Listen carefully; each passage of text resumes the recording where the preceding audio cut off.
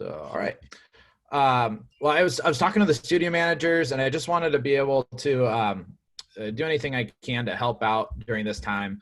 And, first is say thank you for everybody, whether you're working right now, you're at home waiting for us to open back up and anxious and stuff. We appreciate all the staff members, especially for those that have been working. I know it's been quite the transition because the normal day-to-day is totally flip-flopped and gone. Whether it's, location, you're not in the location, you're doing stuff from home, the tasks are totally different. I think especially a lot of our coaches going from, what generally they do 90% of the time now, where they're not doing that 90% of the time, it's only a smaller amount of time, and it's still totally different. Hi, Tiffany. So I appreciate the switch, and talking with some of the studio managers. Hi, Michaela. I asked them if they wanted me to put out something to maybe help, because I know a lot of times stress and anxiety when there's uncertainty or you're in this change, and especially when you don't have a set schedule, that's something that can really wear on people, especially if you're not used to it. And, in my background is working with managers and sales reps who basically they have stuff they have to get done, but they can do it whenever. And the people that are great at it, they're good to get into rhythm. But especially when people are first transitioning to that, we used to a lot of time on scheduling because people were a train wreck and they'd get all stressed out. You're like, I got to do all this. I got to do all this. And it's kind of like when, think back to in school, when you had the papers to write and you were stressing about that 12-page research paper and that 12-page research paper, and you'd spend more time stressing about it than you'd actually do it. And then you knock it out at like 2 a.m. the night before it was due. And you're like, oh, that only took me 2 hours. When, I was on caffeine high in the middle of the night. I should have just done that a few weeks ago. So I just wanted to go over a couple strategies and things that will hopefully help kind of calm some anxiety and help you really get the most out of it. And when you have more freedom over when you're doing things, once you get used to it, it's actually pretty nice. It's exhilarating. You're having a little more control over your schedule there. So I know some of you might, when we open back up, you're like, oh man, I liked having that freedom where now it's back in and you have a little more structure. But so first thing I want to talk about is the myth of time management, because you hear about time management a lot. There is no such thing as time management though. Time, the clock ticks the same for everybody. So you can't affect time. That's going to happen. A minute is a minute, an hour is an hour. How we use those minutes and hours, that's where time management really comes in. And so the most successful people in the world still have 24 hours a day, just like everybody else. So time management is really more about self-management. And so a couple of these tips we'll really dig into. A couple of them are going to be really basic. So the first one's just a super basic one, but it's very effective, is make sure you're using some kind of planner where you can see the whole week. A lot of times we get to where we're in our digital age, and I use Siri a ton. I have, my month calendar where I have big events and stuff. But for me to really make sure I'm getting stuff done, it's like, I want to have my weekly calendar where I can look at every single day. And that way things don't creep up on me, especially when you have to put some preparation in thing. Some things you're so good at, and you've done them enough where you can look at it and you say, oh, I can go execute this tomorrow or then, in 2 minutes and be just fine. Other things you're like, oh no, that's if I'm a Danny or April Dawn, I'm conducting a meeting, I need to at least look over my material. I have to have something prepared. I can't just say, oh, it's a meeting and then pull it completely out of thin air. So making sure that depending on the task, you're looking ahead and nothing sneaks up on you too bad. So I know in the digital age, a lot of people are using their calendar, and you might have the week view on your phone, but most of the time you're looking at it as a day-to-day basis. And so just being able to see things as a week, I can't emphasize how much that really helps when you can just see everything laid out. You have your tasks. So if I'm a coach now, I have all these new responsibilities I haven't had before. So I have them all kind of listed out, and I can put it together, and I'm making my puzzle fit the way I want to, and I can see all of those things. So that's the first thing, is that just having that week view planner and looking at the bigger picture. Now, the bigger organization you want to run, the bigger the bigger amount of time you should be looking at one time.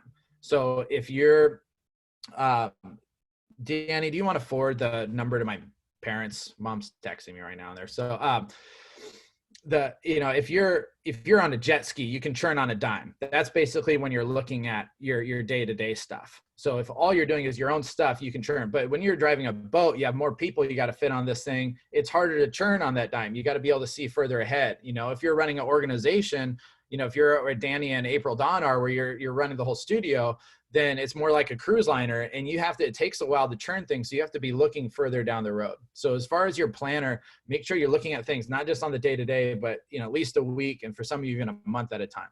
So second one, after you use a planner, second thing is just make a list, and make a list of everything you want to make sure it gets done. All your work tasks, your family time. When I'm really busy, I have to put eat on my list, because otherwise it just won't happen. And so, you make sure you're putting everything in, the fun stuff, the stuff that is going to rejuvenate you and give you that energy back. I always think that every day you should have at least something fun planned. I think every week you should have at least a half day or a day of fun planned. Every month you should have a weekend, a couple days. And then like every quarter is like that 3 to 5 day fun period. So I'm big on scheduling fun, but I want to make sure I want to make sure that it's scheduled and done. Now, as far as making the list, though, too many people focus on the time of as opposed to what they want to accomplish. So when you start using that plan to this, I'm going to do this for this long, I'm going to do that for that long, versus what do I actually want to get done? And a lot of times that can lead to you feeling stuck in that hamster wheel, where it's like, I'm doing all this stuff, but I'm not getting stuff done. But what is your objective when you're putting the things into your schedule? One of the biggest killers of time and productivity is due to Parkinson's law. So if you've heard Parkinson's law, is the quote that work expands to the time allotted. So if you give yourself 5 hours to do something, it's going to take 5 hours or you could probably get it done in less. For those of you that are students or recently were students, you can remember back when, how much did you get done on that Sunday when you said, I'm going to study all day? I'm going to use the whole day to study, right? And you end up doing your laundry, you make your bed, you clean up this, you take the garbage, you do almost everything but studying. The amount of studying you actually do is so small, but because you gave yourself all day, you didn't get anything else really done that day. Where if you said, I'm going to do it in 2 hours, you're going to force yourself to get that done in 2 hours. And generally, the more intense you're focused on a task in a shorter amount of period, the better you're going to perform that task anyways, versus dragging out over an extended amount of time.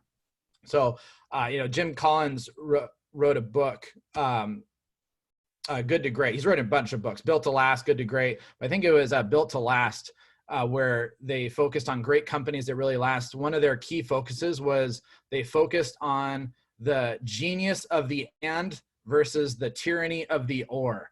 So a lot of times we're like, I don't know if I could do this, I'll do this or this, versus how can I do this and this and fit everything in. You don't always need as much time as you really think on some tasks. So really commit to I'm going to do this block in an hour. I'm going to get this done, right? So I want to make 10 calls versus I'm going to just call and see what happens. We try to focus on the accomplishment, the set amount of time. Now, also a little tip when you're writing out all these tasks you have to do, be intentional about not spending time doing things, and instead try to focus on investing time. So people say, well, what's the difference between spending time and investing time? Well, spent time is time lost with really you have no future gain, where invested time is where that's going to come back and you're going to get something in return for that. Work is essentially investing your time. You're getting time and you're getting a paycheck back because of it. And that's very surface level. But, think about sitting around with your friends. Spending time with your friends is when you're all sitting around, all looking at your phones, just sitting next to each other, right? What's going to come back from that, right? Where, investing time is sharing experiences, having meaningful conversations, helping each other out, things that are going to build relationships that come back later. So, and, I don't want to spend time with Kayla where it's like, oh, what do we do during our quarantine? She's usually at school for 3 hours. Let's just sit her in front of a TV for 3 hours. That'd be time. I'm sitting while she's watching TV, versus investing time and actually doing stuff, engaging, which will come back.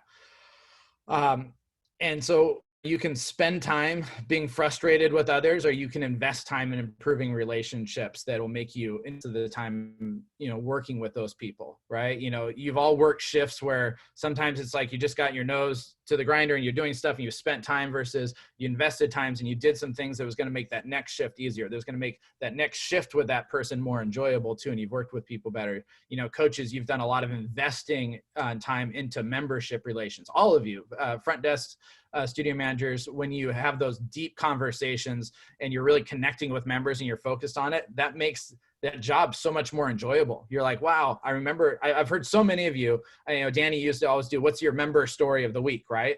And I've heard so many of you talk about, oh, I talked to this person, they totally opened up and it was really cool. And they, you know, explained this whole story. How much more enjoyable is that interaction after that point because you invested that time for that conversation? So, you know, Daniel Pink, let's see where I am here. Daniel Pink wrote the book Drive, which studies motivation. And the successful, happy people are the ones that focus on intrinsic motivation versus extrinsic motivation. So like, for example, extrinsic motivation would be if Tiffany, is Kaya in earshot, Tiffany? Okay, good. So if Tiffany gives Kaya, say, hey, I'll give you $1 if you take down if you take out the garbage. And at first, Kaya might be stoked on it. She'd be like, "Oh, right, yeah, free $1, boom, boom." And Tiffany can get away with that for a while, but pretty soon it's not going to work anymore.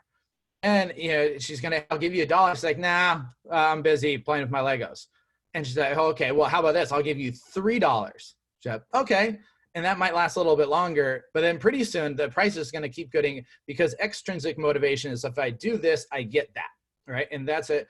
And especially with monetary awards, the science behind it, you know, Daniel Pink gets on all the research and everything, but they do the brain scans when they give these monetary based performance rewards, and your brain performs the same way as somebody doing coke or heroin, where you have these big dopamine bursts and then it dissipates fast. And what happens is over time, you need more and more to keep those bursts going.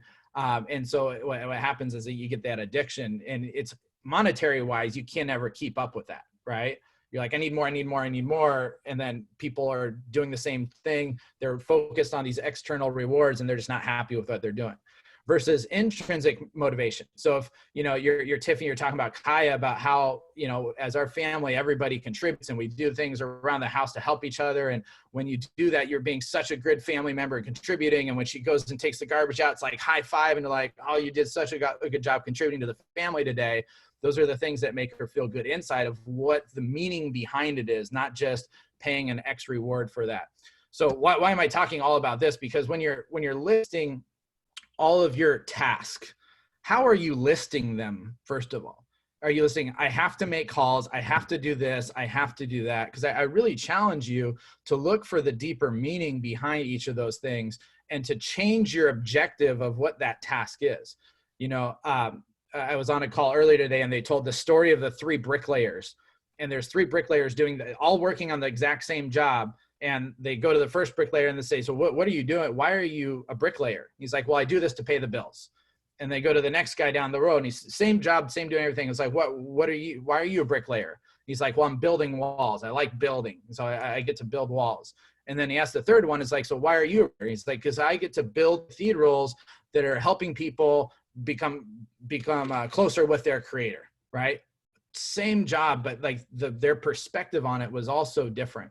So whether you're an essay or a coach, when you're listing, what do I have to do this week? How are you listing it? Just because the task you write is going to change your attitude towards how you attack it. Are you like, I have to make 20 calls, or are you going to say connect with members? You know, as an essay, we've talked a lot about mastering skills versus completing tasks. So maybe it's, I'm going to get better at this skill today, whether it's building rapport, getting out of my comfort zone, overcoming shyness, whatever it is. I really try to challenge you to when you're listing your to-dos, to see some deeper meaning behind it there. What's the purpose of those calls? So now here's the stuff that I remember hearing this back in March of 1998. And I still have the notes from my first team meeting. And this is something that I learned as a new sales rep that helped me throughout college and get through everything. And that is on the 3rd step in prioritizing. So I'm going to do a screen share here. Let's see.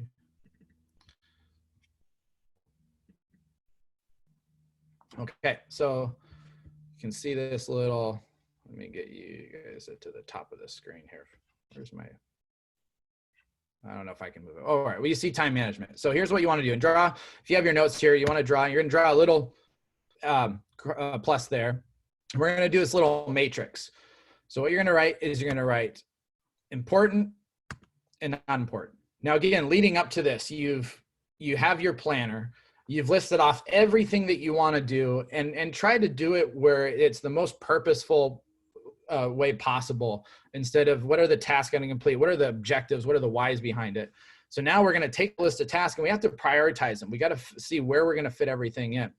So you have important, not important, and then you have urgent and you have not urgent. So which box do you think we're going to put a number 1 by? Those are the most highest priority items. I saw Roland pointing this way, so for me that would be this way. So like top left, right? You're urgent and important. Okay, so now somebody answer the next one. Where are we going to put the number 2 things in our schedule? What is the second priority box?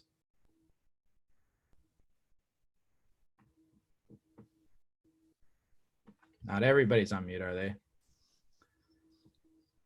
Which ones are going to be second priority?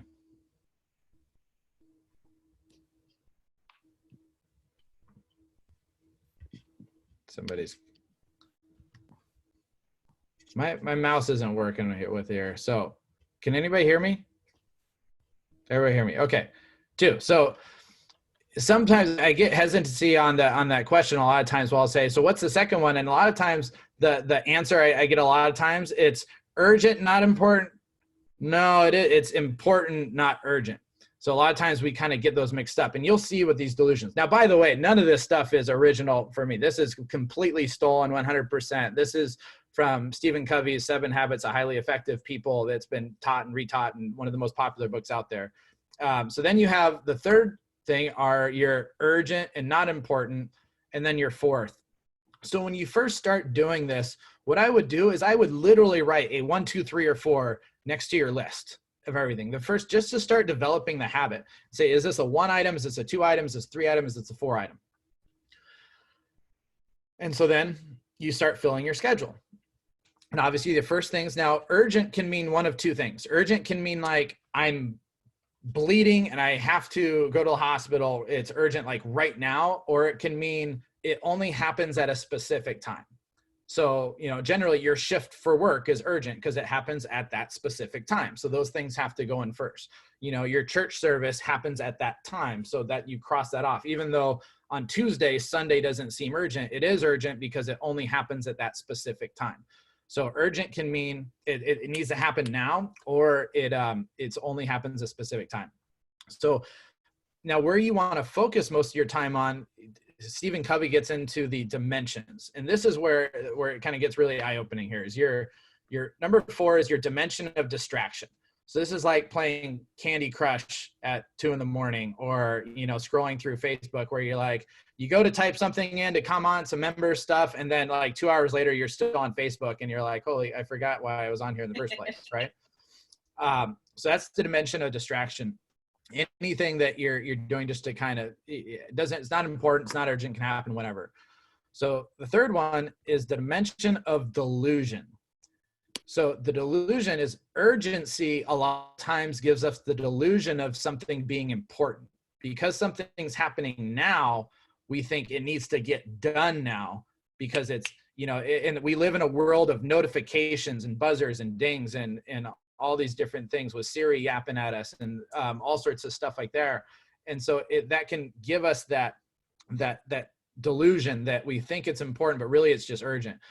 Who has a good example of something that they can think of that?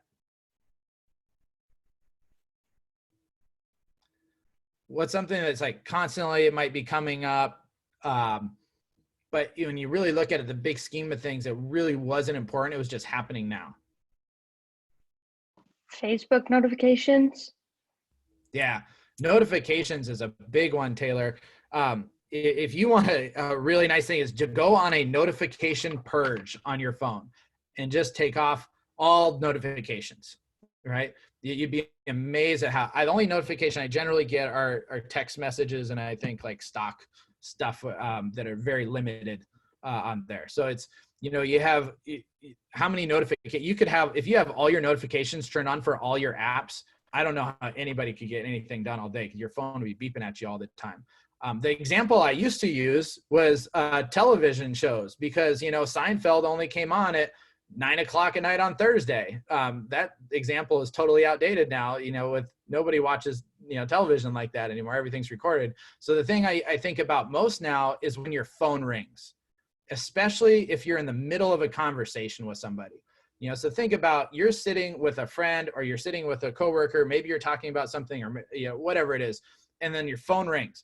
What are the chances that phone needs to be answered right now, needs to be looked at right now, needs to disconnect you from that conversation? What are the chances of it really happening? But what do we almost always do? We almost always at least look at it, or sometimes we answer it and we disconnect from what we are doing. And that takes us away. It takes us away from connecting with somebody we're talking to, or it breaks our flow of the task.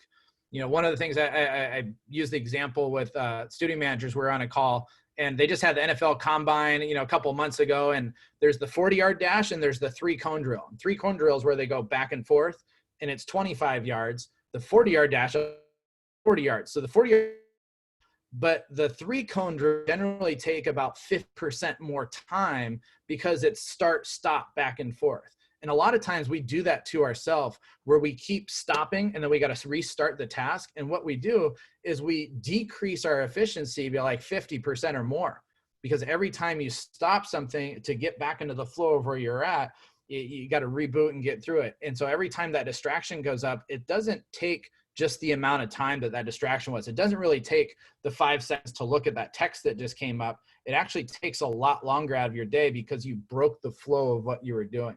And some of the things you can't get back. If you broke that connection, think about how that comes across. If you've ever been on a date with somebody that did that, that's the impression that you can't take back. So that's a big one, is that dimension of delusion. So think about, what are some things in my life that fall into that category of dimension of delusion, where it's okay if I put that off a little bit. So now, if you want to be a super effective person, where do you think you want to spend most of your time then? You want to be doing most of tasks, obviously not 3 or 4, but which one do you think you want to end up being in? I saw Danny put up the fingers. I can only see a few of you now with my screen right there. So it's the second one. A lot of people say, well, I want to be doing the most important and the most urgent things all the time. That's the first priority. So I want to spend a lot of time doing that. Not really. You don't want to. And this is why. That dimension is the dimension of crisis. Those are important things that have to happen now. That sounds like a terrible place to live, right? And the reason why you don't want to spend your time in there's some things that are urgent and important, like we said, church service, your work service, but the majority of things that end up in box 1 did not start there. And that is why it's the dimension of crisis. Your 12-page research paper that you got at the beginning in the first week of school, first day of school, you got that on your syllabus. That was not urgent and important at that time. It was important, but it was not urgent. It became box 1, urgent and important, the night before the due date, when you still had not completed it. And that's why you were freaking out about it. So Danny is correct. And the important urgent is the dimension of fulfillment. That sounds like a nice place to live, right? That's the dimension that I want to spend most of my time in. And you know what? We are in the dimension of fulfillment business. Orange Theory is a dimension of fulfillment business. We want to help people with something that's important but not urgent. Their health and their well-being is very important, but it's not urgent. And some people, they wait until they have heart disease. They wait until they have all these other things. We've seen stories of people that have come to this, where they're overweight or whatever it is, where now they're in crisis mode. And then majority of our members, at least after we get a hold of them for a while, now they're living in this dimension of fulfillment. They're doing something very important before it's a necessity. So most of your work tasks now are going to fall into this. And for most of you, you were in box 1. You showed up at this time and that was it. Now we have to operate out of box 2. And so this is what I really recommend, is taking that list of things you have to do and write 1, 2, 3, 4 next to each one of them. Now, unless you only have 4 things to do and they each happen to fall in number 1, number 2, number 3, number 4, you still have some choices to make of how you're going to plug these things in, which has the highest priority. So if you have things that are level 2 on this, a priority, you want to use the concept of time sensitivity. So some things matter more when you do them at specific times.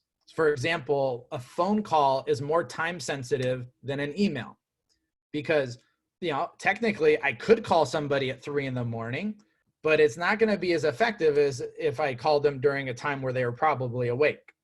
Where an email I can pretty much send whenever. Getting your workout in. Now it's a little more time sensitive because we have fewer classes, whatever. So you want to look at, so if I have multiple things to do that I have to, and they're all number 1 or they're number 2. Generally, it really comes into number 2 is for the prime box where you're using this concept here, is then you start ranking them there. Okay, well, this one is the most time sensitive. When I'm calling members, this is the best time to reach them, right?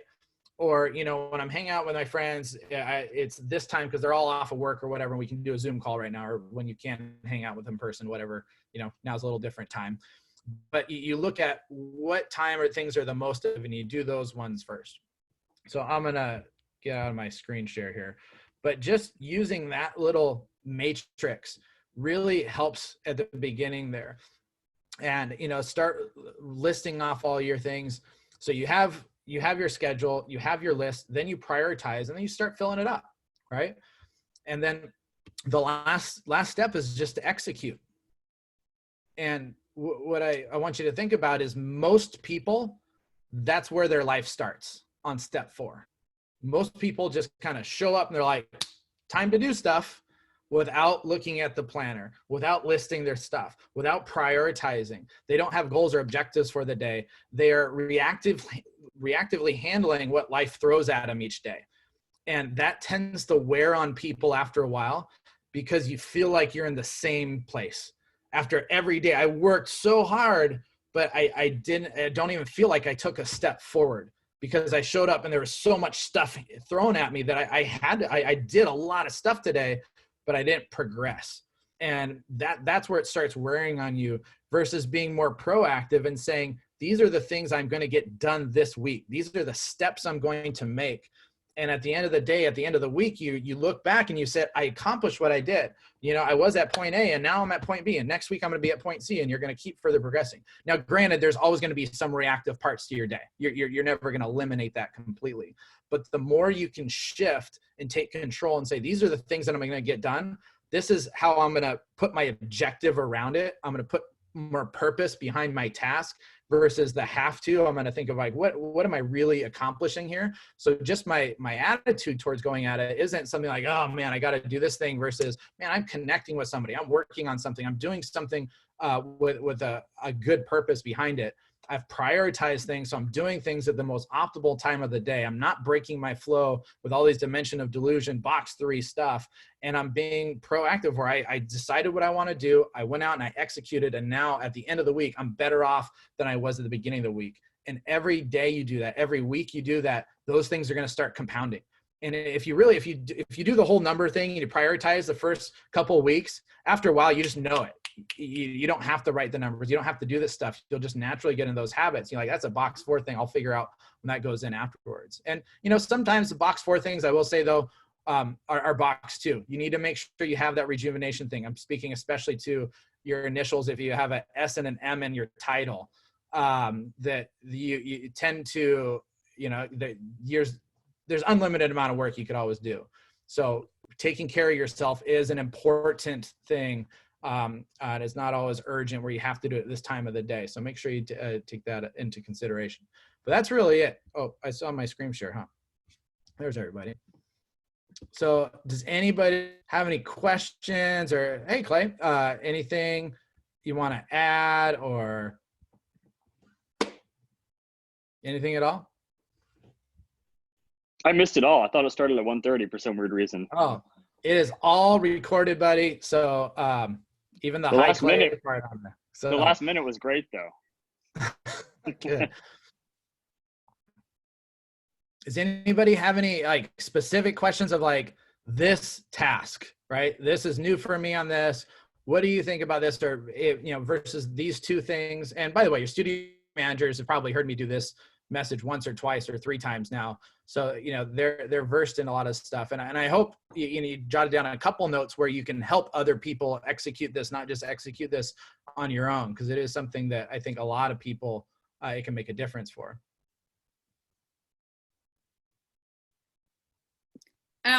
Thanks, Ryan. I think it's great. I mean, yes, I've heard this speech before, but it's nice to have a refresh because at a time like this, everyone's role is different. So I think everyone across the board on the screen can be like, oh my God. I mean, we had this talk last week where I was like, everything is in box one right now. Like all day long, I feel like I'm in crisis mode, but nothing is actually important, or urgent, none of it. There's literally, except for maybe a Zoom call that we have scheduled, that is it. Nothing at this moment is super, super, super urgent. We're all living through this crazy time. So I think having this refresh of where we prioritize our days and our times and our tasks, like you mentioned, for the coaches, for instance, building that value, remembering that it's not just calls, it's engagement, it's rapport, it's the long term, the end of the road type of stuff. That's stuff I have to remember too. So I sit at home and if I don't get a response from my team, I'm like, they haven't responded to me. But really it's not that big of a deal. It could be handled later in the afternoon. So it was a really nice refresher. Thanks. Good. All right. Well, I hope everybody's doing well in the quarantine life, and things are starting to get changed. We just got off a Orange Nation webinar with more stuff coming out, and I know every Tuesday and Friday they have these massive changes. Roland, thank you for keeping us updated on he's reorganizing our book of all the supplies we need and all these other things. So it's going to be an interesting time this upcoming period. I think we have at least a few more weeks of operating exactly how we're operating now, and as things start to shift, we'll start making our moves and making sure we're keeping everybody in the loop and getting your feedback on stuff. But it's been awesome to see all the engagement on the social media from all of you, and hearing all the members of how much they like class and the screenshots of the Zoom screens. And I love seeing that, I was so glad this coach called me today. And it's they're, people are so lonely in the quarantine. I think they really, really love hearing from all of you. So appreciate everything all of you are doing and dealing with all of this in the best way possible. I know it's not easy for everybody, and it's definitely some big changes. So appreciate you doing everything you can. Thanks for giving us knowledge. Yeah, no problem. We will talk to everybody soon. Have a great night or day. Cinco de Mayo. Have a great day. All right. Yeah. Thank you. That's right. Bye. Enjoy that